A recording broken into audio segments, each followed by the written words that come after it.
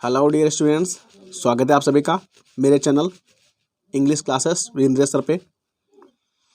तो जैसा कि आपकी परीक्षा की तिथि नज़दीक आती जा रही है, वैसे वैसे आपके प्रयासों में, आपकी मेहनत में वृद्धि होती जा रही है ना। आपकी मेहनत भी उतनी बढ़ती जा रही है और हो सकता है आपकी नींदें गायब हो जा रही हों।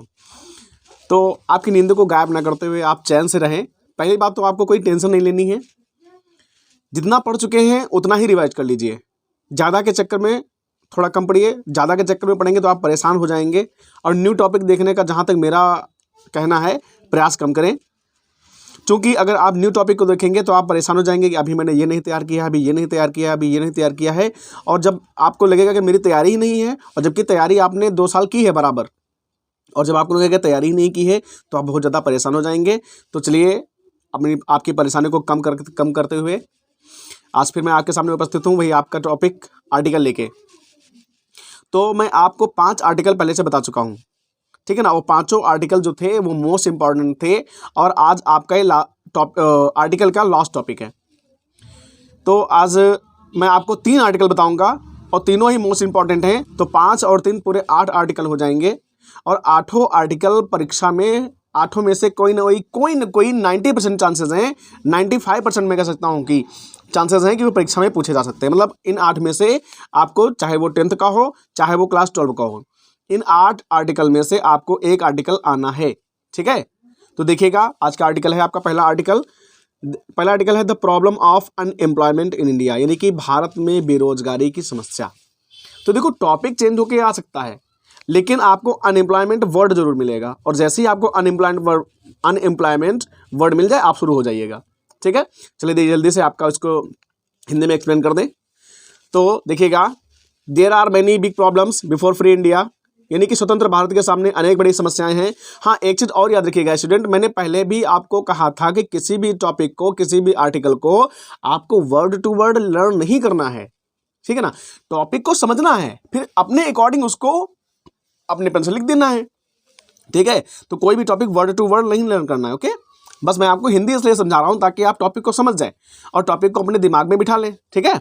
तो देखिएगा, there are many big problems before free India, यानी स्वतंत्र भारत के सामने अनेक बड़ी समस्याएं हैं। The problem of unemployment is one of them, और बेरोजगारी की समस्या उन समस्याओं में से एक है। It is a very serious problem, यह बहुत गंभीर समस्या है। Though the whole world is facing this problem, यानी कि पूरा संसार इस समस्या से ग्रस्त है। फेसिंग दिस प्रॉब्लम माने पूरा संसार इस समस्या का सामना कर रहा है। But India is one of the roast suffers, लेकिन जो भारत है वो सर्वाधिक पीड़ितों में से एक है, ठीक है ना। यानी कि जो अनएम्प्लॉयमेंट है, यानी कि बेरोजगारी जो है, ये पूरा विश्व इससे पीड़ित है, लेकिन भारत सबसे ज़्यादा पीड़ित है। The number of unemployeds keep on increasing, और जो बेरोजगारी की जो संख्या है वो कीप ऑन इंक्रीजिंग में लगातार बढ़ रही है। अनएम्प्लॉयमेंट मीन्स, अब बेरोजगारी का मतलब क्या है। Unemployment means lack of work for those who want to work, यानी कि लैक ऑफ वर्क है, यानी कि रोजगार की कमी है, काम की कमी है उनके लिए जो काम करना चाहते हैं, ठीक है। बेरोजगारी क्या है, उन लोगों के लिए काम की कमी है जो लोग काम करना चाहते हैं, ठीक है। जो लोग काम करना चाहते हैं उनको काम नहीं मिल पाता है, ये है बेरोजगारी, ठीक। Unemployeds are those who don't have any work, और बेरोजगार लोग कौन हैं। देखो, बेरोजगारी पहले बताया है कि बेरोजगारी क्या है, और फिर बेरोजगार लोग कौन हैं। बेरोजगार हैं जिनके पास कोई काम नहीं है करने के लिए, ठीक है ना। काम तो करना चाहते हैं पर उनके पास कोई काम है नहीं, हु डोंट हैव वर्क, ठीक है, टू डू, काम करने के लिए उनके पास काम नहीं है। दैट दे में अर्न देयर लिवलाइहुड, यानी कि काम करना चाहते हैं, अपनी जीविका कमाना चाहते हैं, लेकिन उनके पास करने को कोई काम नहीं मिल पाता है, उसको कहते हैं बेरोजगार व्यक्ति, ठीक है। आगे देखिए, the unemployeds have to depend on some other family member, तो जो बेरोजगार लोग हैं इनको डिपेंड होना पड़ता है, निर्भर होना पड़ता है परिवार के किसी दूसरे सदस्य पर, फॉर डेली नीड्स, यानी कि अपनी दैनिक आवश्यकताओं के लिए। तो अपनी दैनिक आवश्यकताओं के लिए जो बेरोजगार लोग हो जाते हैं या जिनको रोजगार नहीं मिल पाता है, ये परिवार के किसी दूसरे सदस्य पर डिपेंड हो जाते हैं कि परिवार के कोई दूसरा सदस्य उनकी आवश्यकताओं को पूरा करेगा। आगे देखिएगा स्टूडेंट्स, बहुत ही मोस्ट इंपॉर्टेंट टॉपिक है ये। आगे है, there are many reasons of unemployment. अब देखो, बेरोजगारी के कारण बताए जा रहे हैं। बहुत से बेरोजगारी के कारण हैं। The first is over population. देखो बढ़ती हुई संख्या सबका प्रॉब्लम है, बेरोजगारी का, भुखमरी का, अशिक्षा का, ठीक है। तो ये आप हर किसी में लिख सकते हो। द फर्स्ट ओवर इज मतलब बढ़ती हुई जनसंख्या सब कायों का, मतलब सब कायों बोल रहे हैं, मतलब खड़ी बोली नहीं बोलना चाहेंगे, मतलब सारी समस्याओं की जड़ है।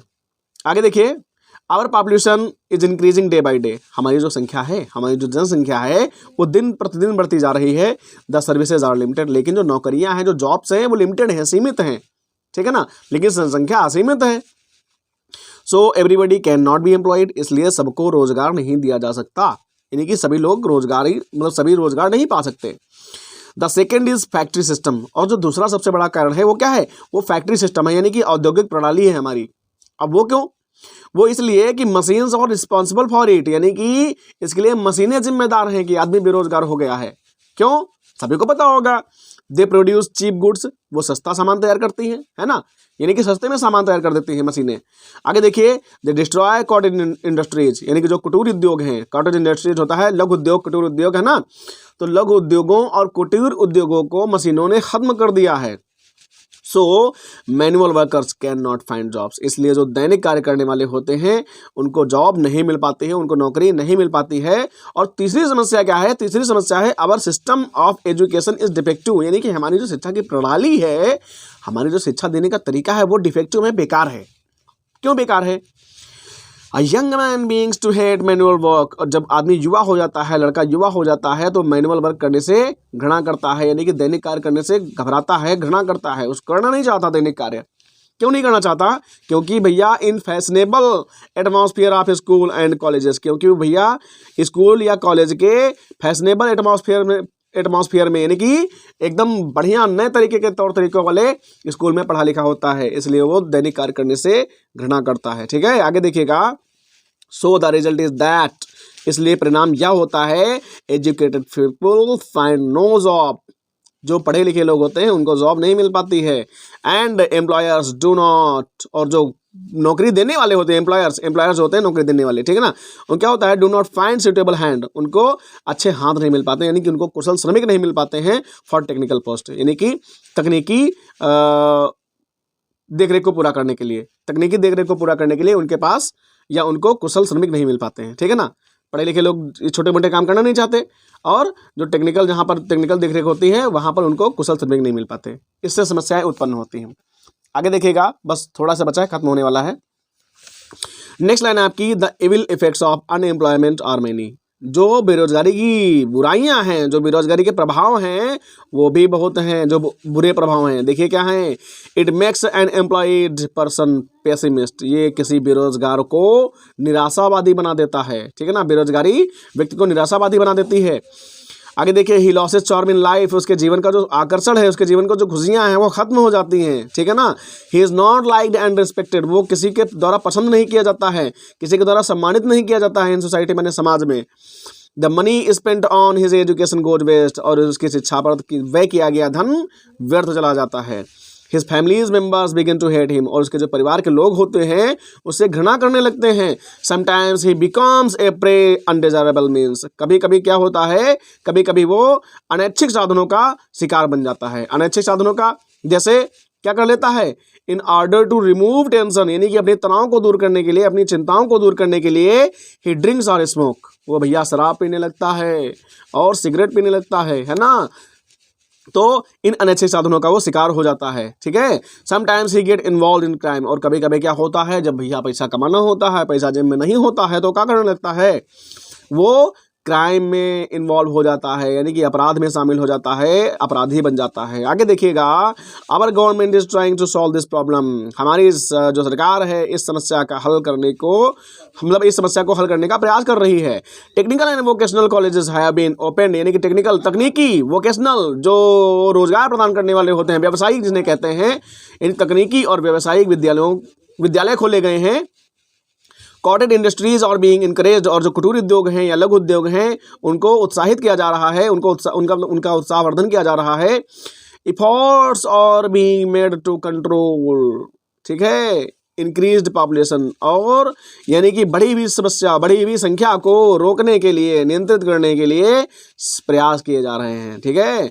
Loans are given to farmers on nominal interest, यानी कि किसानों को निम्न दरों पर ब्याज दिया जा रहा है, ऋण दिया जा रहा है, यानी कि निम्न ब्याज दर पर ऋण दिया जा रहा है किसानों को। मनरेगा is giving employment to rural labours, जो ग्रामीण श्रमिक हैं उनको मनरेगा एम्प्लॉयमेंट प्रदान कर रहा है, रोजगार दे रहा है। Make in India and startup programs have been launched by government, यानी सरकार के द्वारा मेक इन इंडिया और स्टार्टअप प्रोग्राम प्रारंभ किए गए हैं ताकि लोगों को रोजगार मिल सके, यानी कि these are expected to create employment, यानी कि इन लोगों से आशा की जा रही है, इन मेक इन इंडिया से, स्टार्टअप से आशा की जा रही है कि लोगों को रोजगार क्रिएट होगा, बनेगा, मिलेगा। ठीक है। लास्ट पैराग्राफ है, देखिएगा। We should leave the charm of service, कहते हैं यहाँ पर कहा जा रहा है कि हमें नौकरी के पीछे नहीं भागना चाहिए, नौकरी का जो आकर्षण है उसे हमें खत्म कर देना चाहिए। क्यों? Each of us should try to start our own business, हम में से प्रत्येक को अपना बिजनेस प्रारंभ करना चाहिए, अपना व्यवसाय प्रारंभ करना चाहिए। Government is giving us training, इसके लिए सरकार हमें प्रोत्साहन दे रही है, सरकार हमें प्रशिक्षण दे रही है। And loan for this purpose, और इसके लिए हमें ऋण भी दे रही है ताकि हम अपना स्वयं का धंधा शुरू कर सकें, स्वयं का बिजनेस स्टार्ट कर सकें। आगे देखिएगा। Agriculture businesses, agriculture business and cotton industries, यानी कि जो कृषि उद्योग है, जो हमारा स्वयं का व्यवसाय है, और जो लघु उद्योग हैं, शुड बी इनकरेज्ड, यानी कि इनको क्या किया जाना चाहिए, इनका उत्साहवर्धन किया जाना चाहिए। देन एंड देन, तभी और तभी the problem of unemployment could be solve, यानी कि जो बेरोजगारी की समस्या है उसको हल किया जा सकता है। नेक्स्ट देखिएगा स्टूडेंट्स, नेक्स्ट है आपका,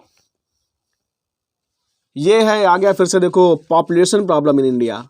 अभी क्या था?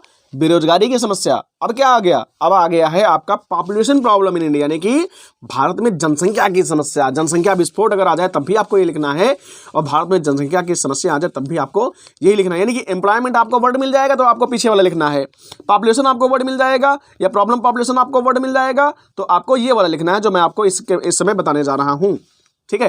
तो मेरा फिर से कहना है, मैंने पिछले वीडियो में भी आपको बताया था कि जब एक वीडियो को कंप्लीट देख लिया करो तो इसको रिवाइज जरूर कर लो और इसको अपनी कॉपी में नोट कर लो, और जिसके पास काका की बुक है उनको नोट करने की जरूरत नहीं है। और मैं काका से इसलिए पढ़ा रहा हूं कि काका से इजी, काका से सरल किसी भी पुस्तक में नहीं दिया गया है, इसलिए काका की बुक बेस्ट ऑफ ऑल। ठीक है ना। आगे देखिएगा। हाँ, तो देखिए, population problem in India, Bharat में जनसंख्या की समस्या। आगे क्या है देखिए, India is facing many big problem, Bharat अनेक बड़ी समस्याएं झेल रहा है। फेसिंग माने अनेक बड़ी समस्याओं का सामना कर रहा है। मैं फिर वही कहना चाहूंगा कि किसी भी आर्टिकल को वर्ड टू वर्ड याद करने की जरूरत नहीं है। आर्टिकल को समझें, हिंदी में समझें, और फिर अपने पेन से, अपनी लेखनी से उसको अपनी कॉपी पर लिखने का प्रयास करिए कि देखिए हम कितना लिख पा रहे हैं। बना बना के लिखिए जितना आपको माइंड में आ रहा है। कोई भी सेंटेंस बनाइए, अपने दिमाग में हिंदी सोच लीजिए कि अगर हमको जनसंख्या पर लिखना है तो इन टॉपिक पर लिखना है, ये दिमाग में हमारे विचार होने चाहिए।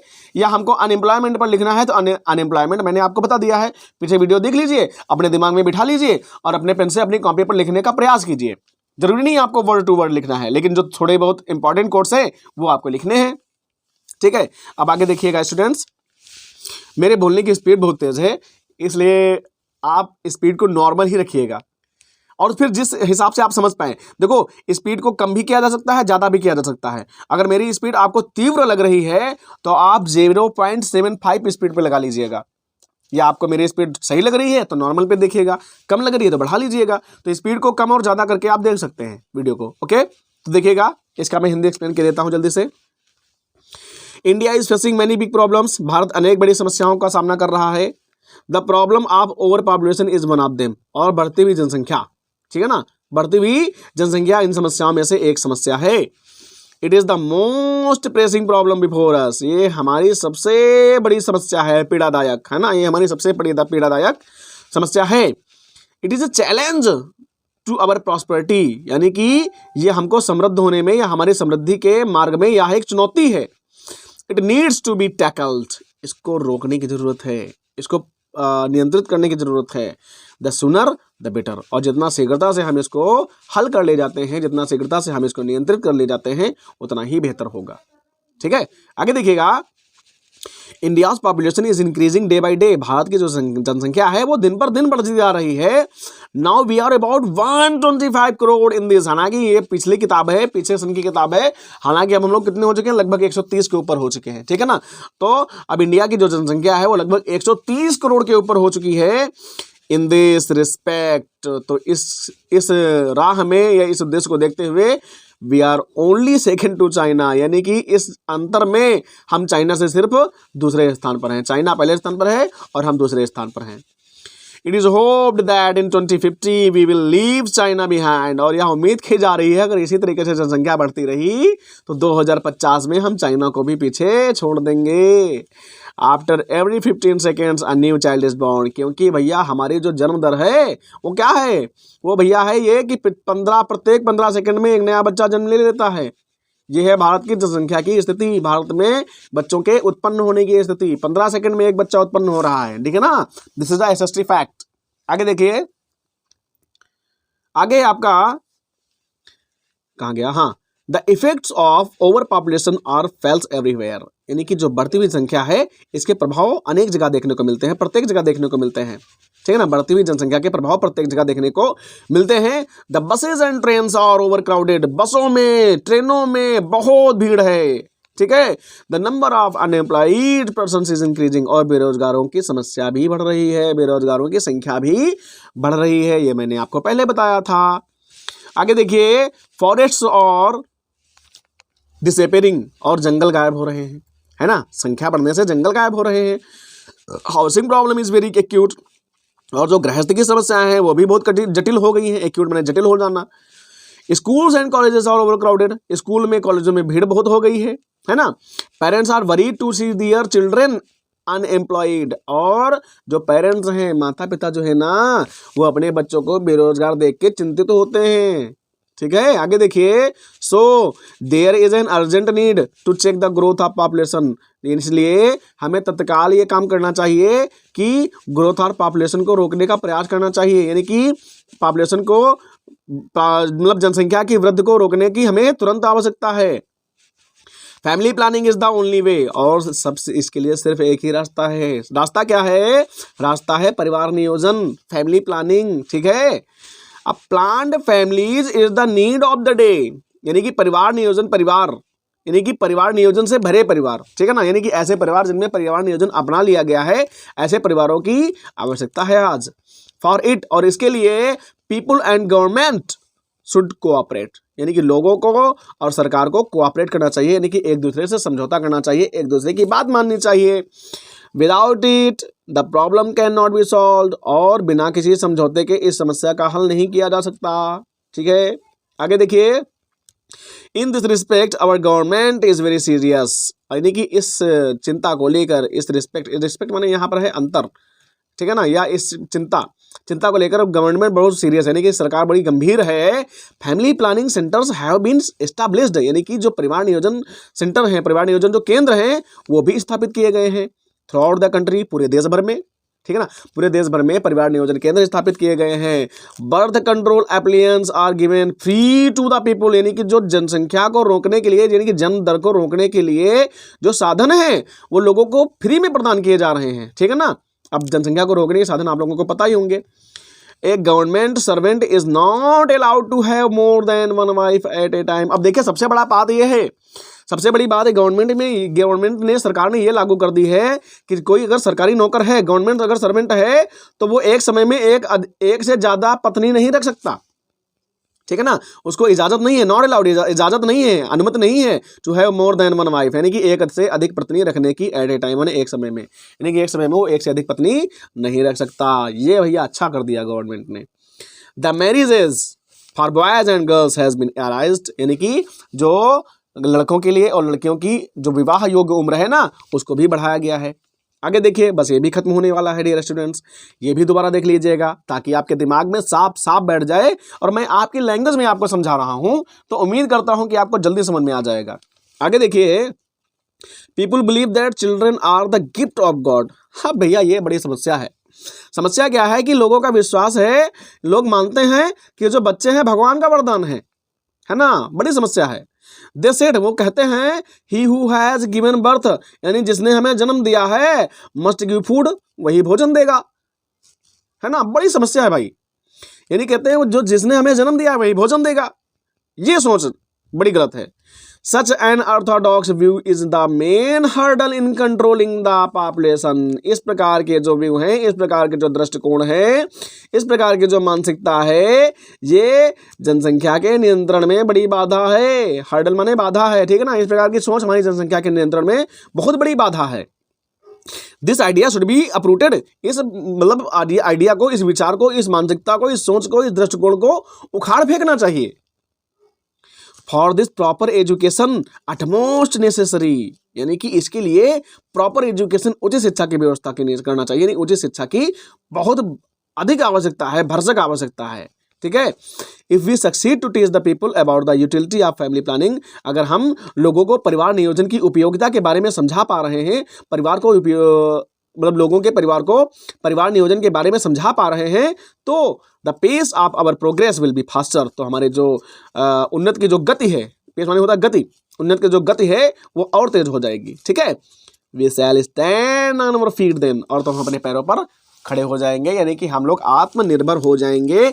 इसलिए स्टूडेंट्स, इसी कैटेगरी में हमने आपको 2 आर्टिकल कंप्लीट करा दिए हैं। लास्ट आपका छोटा सा आर्टिकल है, देख लीजिएगा, ये है आपका क्लीन गंगा मिशन, और शायद हमने आपको क्लीन गंगा मिशन पढ़ा भी दिया है या नहीं पढ़ाया है, नहीं पढ़ाया तो पढ़ लीजिए, हमको इस समय ध्यान नहीं है। देखिएगा, river Ganga is whispered as the god worshipped, river Ganga is worshipped as the goddess of Ganga, as the goddess Ganga, यानी कि जो रिवर गंगा है, जो गंगा नदी है, इसकी हम देवी गंगा के रूप में पूजा करते हैं, माँ गंगा के रूप में पूजा करते हैं, है ना। गॉडेस गंगा मैंने देवी गंगा के रूप में पूजा करते हैं।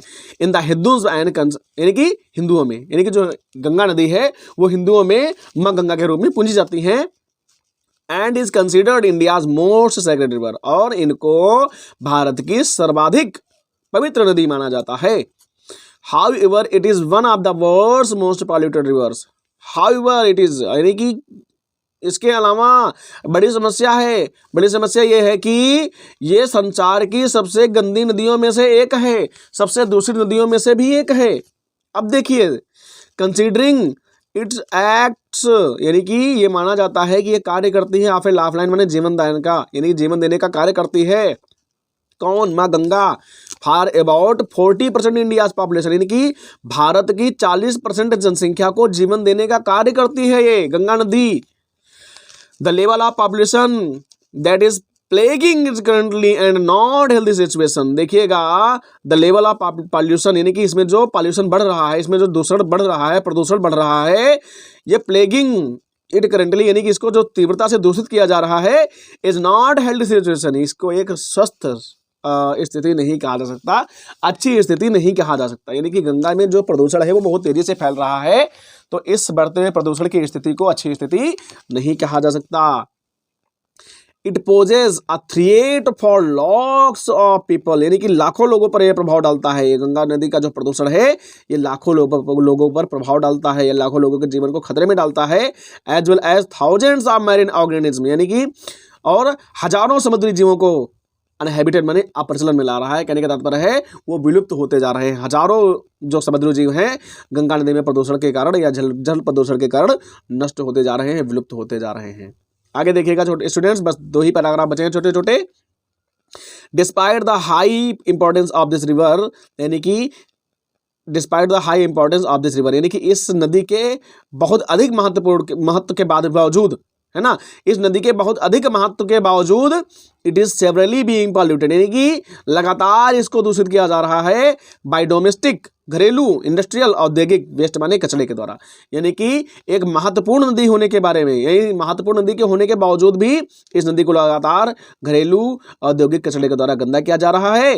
काजिंग इरेपरेबल डैमेज, यानी कि और इसकी अपूर्णीय क्षति की जा रही है, यानी कि ऐसी क्षति जिसको पूर्ण ही नहीं किया जा सकता, ऐसी हानि जिसको भरा ही नहीं जा सकता, ऐसी क्षति हो रही है मां गंगा की। The need to clean our sacred river has been the blueprint for several decades now. देखिएगा, द नीड टू क्लीन, यानी कि गंगा को गंगा के सफाई की आवश्यकता, our sacred river has been, यानी कि हमारी जो पवित्र नदी है गंगा, इसको साफ करने की आवश्यकता in the blueprint for several decades now, यानी कि ये सरकार का मुख्य एजेंडा बन गया है, यानी कि मुख्य उद्देश्य बन गया। ब्लूप्रिंट में होता है मुख्य उद्देश्य बन जाना, ठीक है। यानी कि हमारी जो पवित्र नदी गंगा है, इसको सफाई करने का, इसको साफ करने का, इसका स्वच्छीकरण करने का हमारे सरकार का कुछ दशकों से उद्देश्य बना हुआ है। Under the Namami Gange programme, यानी नमामि गंगे के प्रोग्राम के सानिध्य में the government has integrated several major project, यानी कि सरकार ने कुछ मुख्य प्रोजेक्ट का, यानी कि मुख्य कार्यक्रमों का इसने प्रारंभ किया है to clean Ganga and its tributary, यानी गंगा को स्वच्छ करने के लिए और गंगा की सहायक नदियों को स्वच्छ करने के लिए, यानी कि गंगा की सहायक नदियों को स्वस्थ बनाने के लिए या साफ करने के लिए और गंगा को साफ करने के लिए नमामि गंगे योजना के तहत अनेक कार्यक्रमों का संचालन किया जा रहा है। Our national river has been contaminated and being compromised, यानी कि हमारी गंगा नदी को लगातार दूषित किया जा रहा है, कॉन्टिमिनेटेड में दूषित किया जा रहा है, एंड इज बीइंग कंप्रोमाइज्ड, और इसके साथ हम लोग समझौता ही कर रहे हैं bye her on daily basis, यानी कि दैनिक आवश्यकता के अनुसार। दैनिक आवश्यकता के अनुसार मतलब गंगा से पानी चाहिए, है ना, और गंगा में लोग स्नान करने जाते हैं तो साबुन लगा के धो देते हैं, शैम्पू लगा के धो देते हैं, जो कि गलत बात है, ठीक है। और गंगा में प्रदूषण फैलाते हैं, नाले नदियाँ बहते हैं, ठीक। नदियाँ बहनी चाहिए लेकिन नाले नहीं बहने चाहिए, समझे ना। और फैक्ट्रियों का कचरा नहीं जाना चाहिए। तो वही हम लोग कह रहे हैं, इसमें लगातार प्रदूषण फैलाया जा रहा है और इसके साथ लगातार हम बस समझौता कर रहे हैं और कुछ नहीं कर रहे हैं।